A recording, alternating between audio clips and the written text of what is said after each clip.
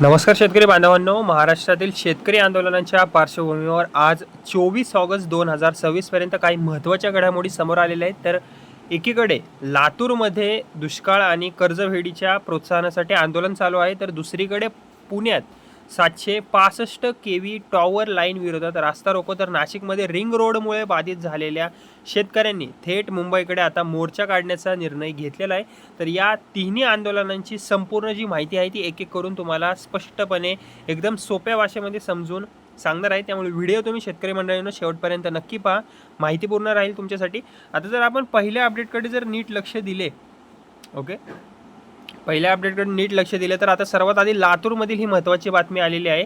क्रांतिकारी शेतकरी संघटनेच्या नेतृत्वाखाली लांबजना परिसरात शेतकऱ्यांनी रास्ता रोको आंदोलन केलेले आहे. आता या आंदोलनामुळे हैदराबाद लातूर महामार्गावरील वाहतुकीवर परिणाम सुद्धा झालेला आहे. शेतकऱ्यांनी आपल्या तिथे प्रमुख मागण्यासुद्धा सरकारसमोर मांडलेल्या आहेत. आता शेतकऱ्यांच्या यामध्ये प्रमुख मागण्या कोणकोणत्या आहेत, तर पहिली आणि महत्त्वाची मागणी म्हणजेच की मराठवाड्यात तातडीने दुष्काळ जाहीर करण्यात यावा. तसेच पावसाची अनिश्चितता आणि शेतीसमोरील अडचणी लक्षात घेऊन सरकारने मराठवाड्याला दुष्काळग्रस्त घोषित करून शेतकऱ्यांना आवश्यक मदतसुद्धा द्यावी, अशी मागणी करण्यात आलेली आहे. आता दुसरी जर महत्त्वाची मागणी आपण यामध्ये बघितली तर नियमितपणे कर्जाची परतफेड करणाऱ्या शेतकऱ्यांना 2 लाखांचे प्रोत्साहन अनुदान देण्यात यावे.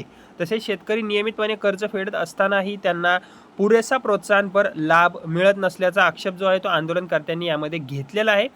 तसेच आंदोलनकर्त्यांचा सरकारला इशारासुद्धा आहे की या मागण्या ज्या आहेत त्या तातडीने मान्य जर नाही झाल्या तर आंदोलन फक्त लातूरपुरते मर्यादित न ठेवता संपूर्ण महाराष्ट्रात तीव्र केले जाईल, असा इशारा जो आहे तो संघटनेकडून देण्यात आलेला आहे.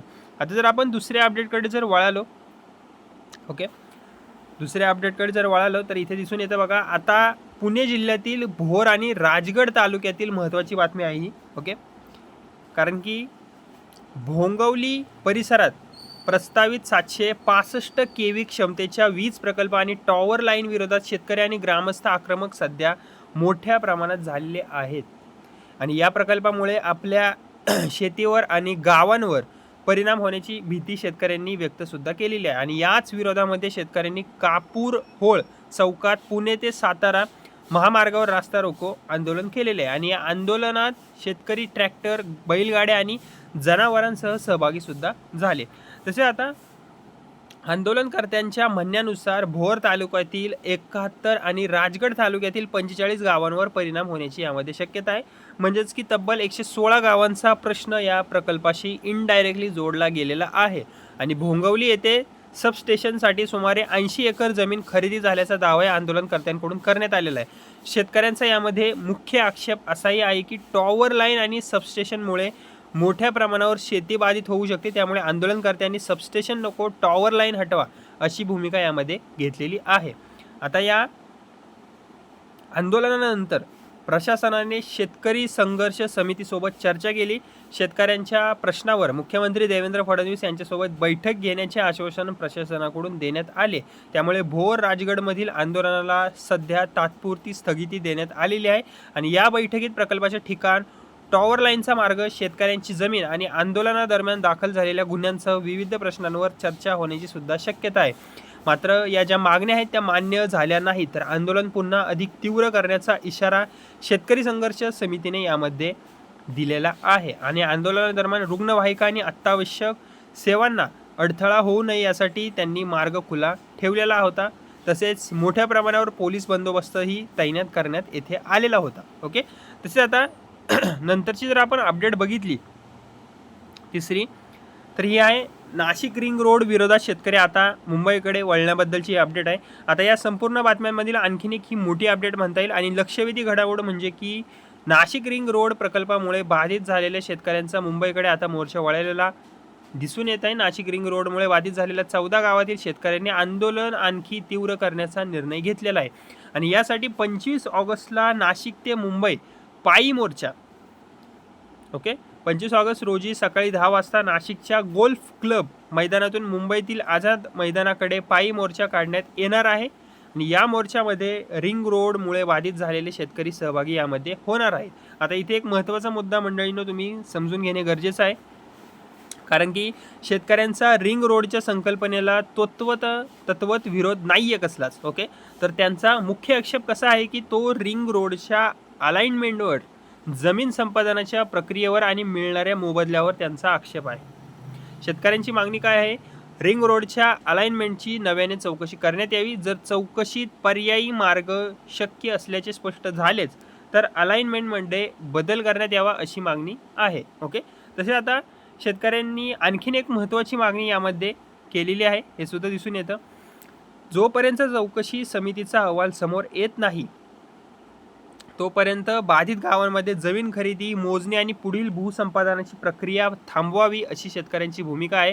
शेतकऱ्यांनी जमीन संपादनाच्या प्रक्रियेमध्ये काही अनियमितता झाल्याचे आरोप केलेले आहेत. या संदर्भात शासनाकडे पुरावे सादर केल्याचा दावाही आता आंदोलनकर्त्यांनी केलेला आहे. तसेच रिंग रोडमुळे जमीन जाणाऱ्या शेतकऱ्यांचा आणखीन एक इथे मोठा प्रश्न आहे, तो म्हणजेच की जमिनीच्या योग्य मोबदल्याचा. शेतकऱ्यांनी आपल्या जमिनीचा योग्य आणि न्याय मोबदला मिळावा अशी सुद्धा मागणी केलेली आहे. काही शेतकऱ्यांनी असा आरोप केलेला आहे की जमीन खरेदी प्रक्रियेला सहकार्य करण्यासाठी त्यांच्यावर दबाव आणला जात आहे. तसेच मोबदल्यामध्ये 25% कपात होऊ शकते अशी भीतीसुद्धा यामध्ये दाखवली जात असल्याचा दावा काही आंदोलनकर्त्यांनी केलेला आहे. मात्र हा आंदोलनकर्त्यांचा आरोप आहे आणि त्यांची स्वतंत्र अधिकृत पुष्टी अजूनही झालेली नाही आहे, हे सुद्धा लक्षात घेणे मंडळींनो महत्त्वाचे आहे. तसेच आता या नाशिक रिंग रोडसाठी 25 पैकी 14 गावांमध्ये भूसंपादनासाठी अधिसूचना सुद्धा काढण्यात आलेली आहे. संबंधित शेतकऱ्यांकडून दावे आणि हरकती स्वीकारण्याची प्रक्रिया यामध्ये सुरू आहे. त्यामुळे आता पुढील काळात शासन आणि बाधित शेतकरी यांच्यातील चर्चा ज्या आहेत त्या प्रकल्पासाठी अत्यंत महत्त्वाची ठरणार आहे.